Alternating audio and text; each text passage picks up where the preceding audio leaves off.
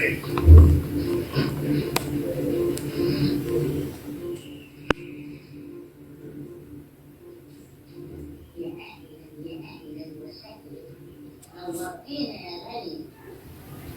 القناع يا فندم، انا مستنيه اشوف الوش ده من زمان.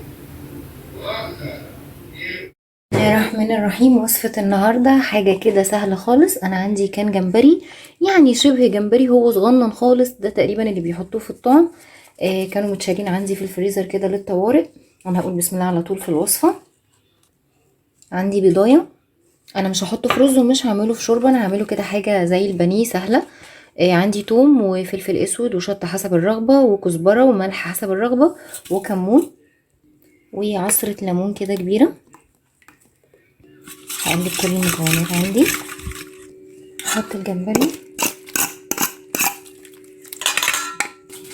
هقلبه. في الاثناء ديت هكون حاطه زيت على النار عشان يسخن. عندي هنا بقسماط مطحون، هحط مثلا حوالي معلقتين اكل كبار عشان بس يربها معايا شويه، ما تبقاش صيصه.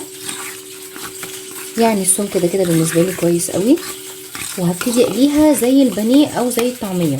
عايزه اقول لكم سهله خالص، وممكن تعملوها كده في سندوتشات فينو او بلدي مع طحينه وسلطه خضراء، بتبقى تحفه. هعمله كده زي الطعميه او زي الفراخ البانيه. الزيت عندي سخن على نار متوسطه.